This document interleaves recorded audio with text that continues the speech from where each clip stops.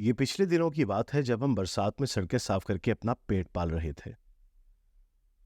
ہم میں سے کچھ کسان تھے اور کچھ مزدوری پیشہ۔ چونکہ پہاڑی دیہاتوں میں روپے کا منہ دیکھنا بہت کم نصیب ہوتا ہے، اس لیے ہم سب خوشی خوشی 6 آنے روزانہ پر سارا دن پتھر ہٹاتے رہتے تھے جو بارشوں کے زور سے ساتھ والی پہاڑیوں سے لڑک کر سڑک پر آ گرتے تھے۔ پتھروں کو سڑک سے پرے ہٹانا تو خیر ایک معمولی بات تھی۔ ہم تو اس اجرت پر ان پہاڑیوں کو ڈھانے پر بھی تیار تھے جو ہمارے گرد و پیش سیاہ اور ڈرونے دیووں کی طرح اکڑی کھڑی تھیں۔ دراصل ہمارے بازو سخت سے سخت مشقت کے عادی تھے، اس لیے یہ کام ہمارے لیے بالکل معمولی تھا۔ البتہ جب کبھی بھی ہمیں سڑک کو چوڑا کرنے کے لیے پتھر کاٹنا ہوتے تو رات کو ہمیں بہت تھکان محسوس ہوتی تھی، پٹھے اکڑ جاتے تھے، اور صبح کو بیدار ہوتے ہوئے ایسا محسوس ہوتا تھا کہ وہ تمام پتھر جنہیں ہم گزشتہ روز کاٹتے اور پھوڑتے رہے ہیں ہمارے جسموں پر بوجھ ڈالے ہوئے ہیں۔ مگر ایسا کبھی کبھی ہوتا تھا۔ ہمارا کام ہر روز صبح 7 بجے شروع ہوتا تھا، جب طلوع ہوتے ہوئے سورج کی طلائی کرنیں چیڑ کے دراز کا درختوں سے چھن چھن کر ہمارے پاس والے نالے کے خشم آلود پانی سے اٹکیلیاں کر رہی ہوتی، اور آس پاس کی جھاڑیوں میں ننھے ننھے پرندے اپنے گلے پھلا پھلا کر چیخ رہے ہوتے۔ یوں کہیے کہ ہم قدرت کو اپنے خواب سے بیدار ہوتا دیکھتے تھے۔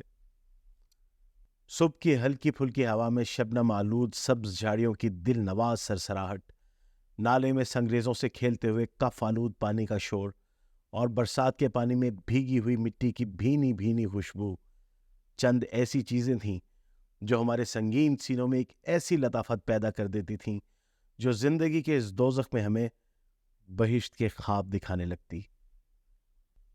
ہمیں ہر روز 12 گھنٹے کام کرنا پڑتا تھا، یعنی سارا دن ہم سڑک کی موریوں اور پتھروں کو صاف کرتے رہتے تھے۔ یہ کام دلچسپ نہ تھا، مگر ہم نے اس کی ناخوشگوار یک آہنگی دور کرنے کے لیے ایک طریقہ ایجاد کر لیا تھا۔ جب ہم سب اس پہاڑی کے نیچے جمع شدہ ملبے کو اپنے بیلچوں سے ہٹا رہے ہوتے جس کے سنگ ریزے ہر وقت سڑک پر گرتے رہتے تھے، تو ہم ایک سر میں کوئی پہاڑی گیت شروع کر دیتے۔ ملبے کے پتھروں سے ٹکرا کر ہمارے بیلچوں کی جھنکار اس گیت کی تال کا کام کر دیتی تھی۔ یہ گیت اس افسردگی کو دور کر دیتا تھا جو غیر دلچسپ کام کرنے سے ہمارے دلوں میں پیدا ہو جاتی ہے۔ جب تک اس کے سر ہماری چوڑی چھاتیوں میں سے نکلتے رہتے تھے، ہم محسوس تک نہ کرتے تھے کہ اس دوران میں ہم نے ملبے کے ایک بہت بڑے ڈھیر کو صاف کر لیا ہے۔ موٹر گاڑیوں کی آمد و رفت سے بھی ہمارا دل بہلا رہتا تھا جو رنگ برنگ مسافروں کو کشمیر سے واپس یا کشمیر کی طرف لے جاتی رہتی تھیں۔ جب کبھی کوئی لاری ہمارے پاس سے گزرتی تو ہم کچھ عرصے کے لیے اپنی جھکی ہوئی کمریں سیدھی کر کے سڑک کے ایک طرف کھڑے ہو جاتے اور زمین پر بیلچے ٹیک کر اس کو سامنے والے موڑ کے عقب میں گم ہوتے ہوئے دیکھتے رہتے۔ ان لاریوں کو اتنی دور تک دیکھتے رہنے کا مقصد یہ تھا کہ ہم تھوڑا سستا لیں، مگر بعض اوقات ان لاریوں کی شاندار اسباب سے لدی ہوئی چھتیں اور ان کی کھڑکیوں سے مسافروں کے لہراتے ہوئے ریشمی کپڑوں کی جھلک ہمارے دلوں میں ایک ناقابل یقین تلخی پیدا کر دیتی تھی، اور ہم اپنے آپ کو ان پتھروں کی طرح فضول اور ناکارہ تصور کرنے لگتے تھے جن کو ہمارے بیلچوں کے دھکے ادھر ادھر پٹکتے رہتے تھے۔ ان مسافروں کے طرح طرح کے لباس دیکھ کر جن پر یقیناً بہت سے روپے صرف ہوئے ہوں گے، ہم غیر ارادی طور پر اپنے کپڑوں کی طرف دیکھنا شروع ہو جاتے تھے۔ ہم میں سے اکثر کا لباس پٹو کے تنگ پاجامے، گاڑے کی قمیض اور لدھیانے کی صدری پر مشتمل تھا۔ سب کے پائنچے یا تو گھٹوں سے گھس گھس کر اتنے باریک ہو گئے تھے کہ ان میں سے جسم کے بالوں کی پوری نمائش ہوتی تھی، یا بالکل پھٹے ہوئے تھے۔ قمیضوں اور صدریوں کی بھی یہی حالت تھی، ان پر جگہ جگہ مختلف رنگ کے پیوند لگے ہوئے تھے۔ قریب قریب ہم سب کی قمیضوں کے بٹن غائب تھے، اس لیے سینے عام طور پر کھلے رہتے تھے اور کام کرتے وقت ان پر پسینے کی بوندیں صاف نظر آ سکتی تھیں۔ 12 بجے کے قریب ہم کام چھوڑ کر کھانا کھانے کے لیے سڑک کے نیچے اتر کر پیڑ کے سائے تلے بیٹھ جاتے تھے۔ یہ کھانا ہم صبح کپڑوں میں باندھ کر اپنے ساتھ لاتے تھے۔ 3 ڈھوڈے اور عام طور پر سرسوں کا ساگ ہوتا تھا جس کو ہم اپنے بھوکے پیٹ میں ڈالتے تھے۔ کھانے کے بعد ہم پانی عموماً نالے سے پیا کرتے تھے اور جس روز بارش کی زیادتی کے باعث اس کا پانی زیادہ گدلا ہو جاتا تو ہم دور سڑک کے اس پار چلے جایا کرتے تھے جہاں صاف پانی کا ایک چشمہ پھوٹتا ہے۔ کھانے سے فارغ ہو کر ہم فوراً کام شروع کر دیا کرتے تھے۔ گو ہمارا جی چاہتا تھا کہ نرم نرم گھاس پر لیٹ کر تھوڑی دیر سستا لیں اور پھر کام شروع کریں، مگر یہ کیوں کر ہو سکتا تھا جبکہ ہمیں ہر وقت اس بات کا خیال رکھنا تھا کہ پورا کام کیے بغیر اجرت نہ ملے گی۔ ہمارا مطمع نظر کام کرنا اور اس کے ہیلے سے اپنا پیٹ پالنا تھا، اور چونکہ ہمیں معلوم تھا کہ ہم نے سے کسی نے اگر اپنے کام میں ذرا سی سست رفتاری یا بے دلی کا اظہار کیا تو تاش کی گڈی سے ناکارہ جوکر کی طرح باہر نکال کر پھینک دیا جائے گا۔ اس لیے ہم دل لگا کر کام کرتے تھے تاکہ ہمارے افسروں کو شکایت کا موقع نہ ملے۔ اس کے معنی یہ نہیں ہے کہ ہمارے افسر ہم پر بہت خوش تھے، یہ کیوں کر ہو سکتا ہے؟ وہ بڑے آدمی ٹھہرے، اس لیے ان کا جائز ناجائز طور پر خفا ہونا بھی درست ہوتا ہے۔ کبھی یہ لوگ ایسے ہی ہمارے کام کے معائنہ کرتے وقت اپنی بے اطمینانی کا اظہار کرتے ہوئے ہم پر برس پڑتے تھے، لیکن ہم جو ان کی بڑائی کو بخوبی سمجھتے تھے، مہاراج مہاراج کہہ کر ان کا غصہ سرد کر دیا کرتے تھے۔ ہم جانتے تھے کہ ان کا غصہ بالکل بے جا ہے، لیکن یہ احساس ہمارے دلوں میں نفرت کے جذبات پیدا نہیں کرتا تھا، شاید اس لیے کہ کورنشوں نے ہم کو بالکل مردہ بنا رکھا ہے، یا پھر اس کی وجہ یہ بھی ہو سکتی ہے کہ ہم کو یہ خوف دامن گیر رہتا تھا کہ اگر ہم اپنے موجودہ کام سے ہٹا دیے گئے تو ہماری روزی بند ہو جائے گی۔ ہم اپنے کام سے مطمئن تھے اور یہی وجہ ہے کہ ہم تھوڑے مزدوری اور زیادہ کام کے مسئلے پر بہت کم غور کیا کرتے تھے۔ اس کی ضرورت بھی کیا ہے؟ اس لیے کہ یہ کام پڑھے لکھے آدمیوں کا ہے اور ہم بالکل ان پڑھ اور جاہل تھے۔ دراصل بات یہ ہے کہ ہماری دنیا بالکل الگ تھلگ تھی، جس کی سرحدیں پتھر توڑنے یا ان کو ہٹانے، 12 بجے روٹی کھانے اور پھر کام کرنے اور اس کے بعد اپنے اپنے ڈیروں میں سو جانے تک ختم ہو جاتی تھیں۔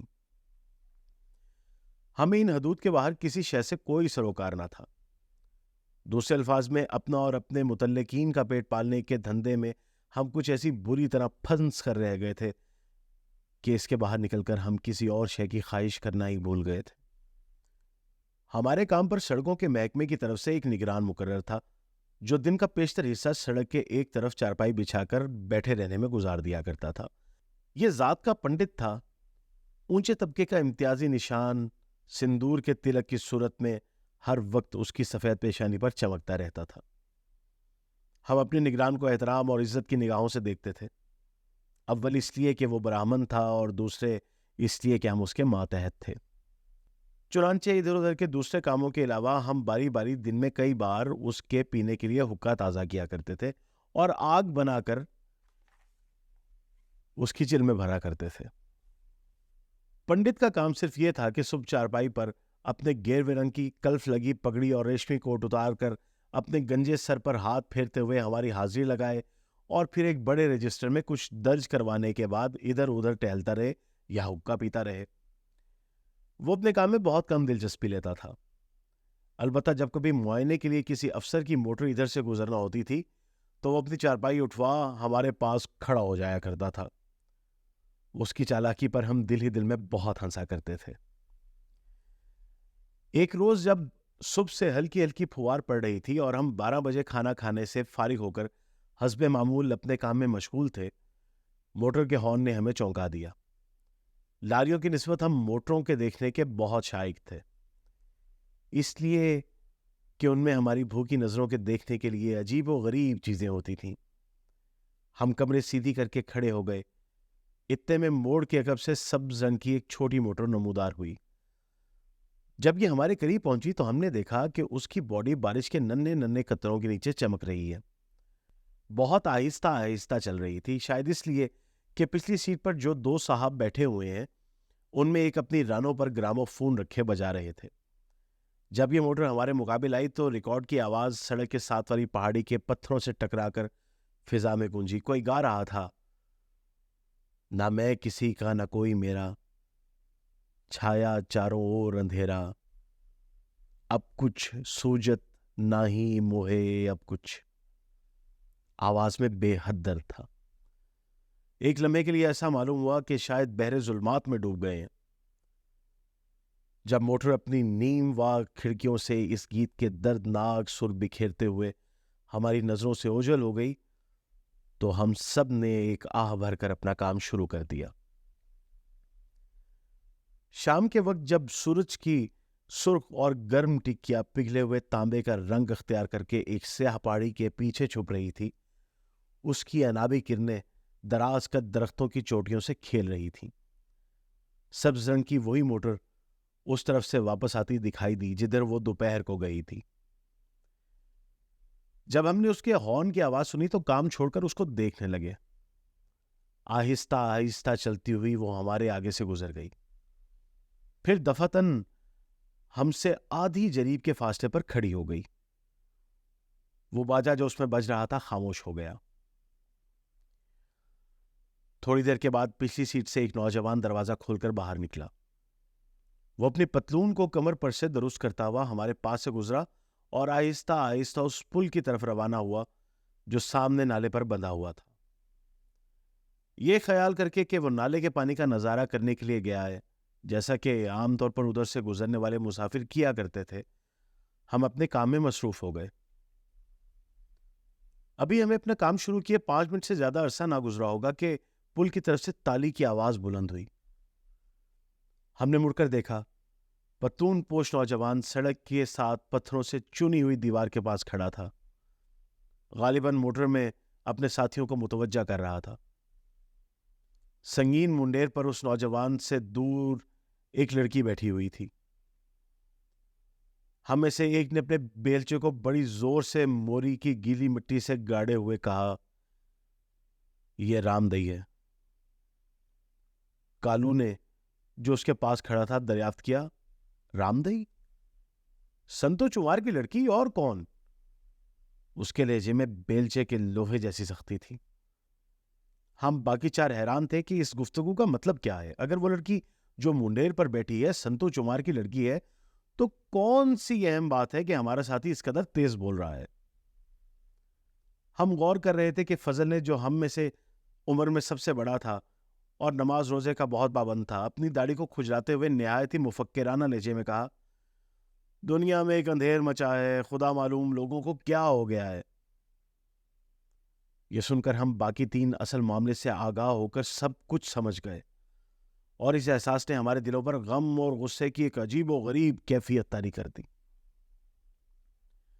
تالی کی آواز سن کر موٹر کی پچھلی نشست تھے پتلون پوش کے ساتھی نے اپنا سر باہر نکالا اور یہ دیکھ کر کہ اس کا دوست اسے بلا رہا ہے، دروازہ کھول کر باہر نکلا اور ہمارے قریب سے گزرتا ہوا پل کی جانب روانہ ہو گیا۔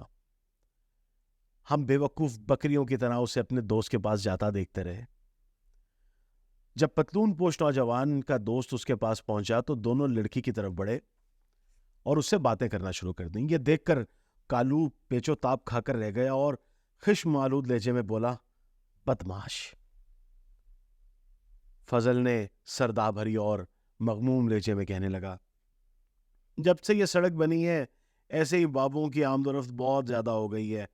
یہاں کے تمام علاقوں میں گندگی پھیل رہی ہے۔ لوگ کہتے ہیں کہ یہ سڑک بننے سے بہت آرام ہو گیا ہے، ہوگا، مگر اس قسم کے بے شرمی کے نظارے پہلے کبھی دیکھنے میں نہ آئے تھے، خدا بچائے۔ اس دوران میں پتلون پوش کے ساتھی نے لڑکی کو بازو سے پکڑ لیا اور غالباً اس کو اٹھ کر چلنے کے لیے کہا، مگر وہ اپنی جگہ بیٹھی رہی۔ یہ دیکھ کر کالو سے نہ رہا گیا اور اس نے رام پرساد سے کہا، آؤ، یہ لوگ تو اب دست درازی کر رہے ہیں۔ کالو یہ کہہ کر اکیلا ہی اس جانب بڑھنے کو تھا کہ ہم نے اسے روک دیا اور مشورہ دیا کہ تمام معاملہ پنڈت کے گوش گزار کر دیا جائے جو چارپائی پر سو رہا ہے، اور پھر وہ جو کہے گا اس پر عمل کیا جائے۔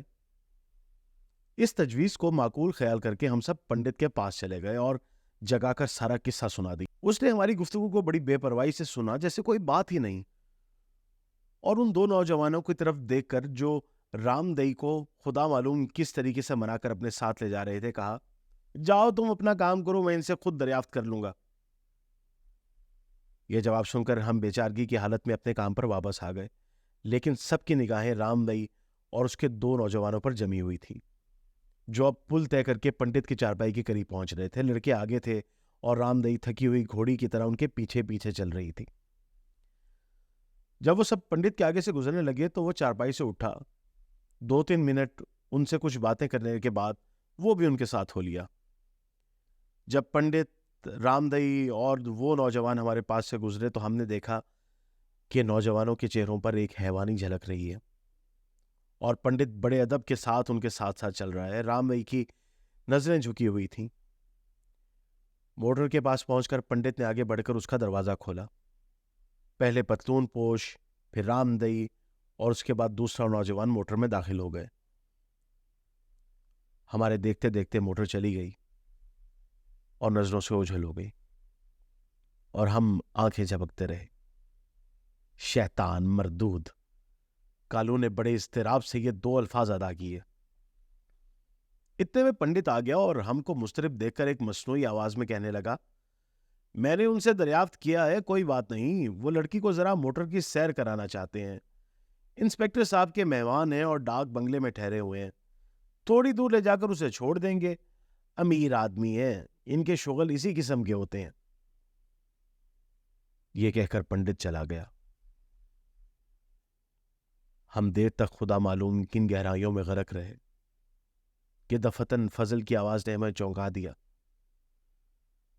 2 مرتبہ زور سے تھوک کر اس نے اپنے ہاتھوں کو گیلا کیا اور بیلچے کو سنگریزوں کے ڈھیر میں گاڑتے ہوئے کہا، اگر امیر آدمیوں کے یہی شغل ہیں تو ہم غریبوں کی بہو بیٹیوں کا اللہ بیلی ہے۔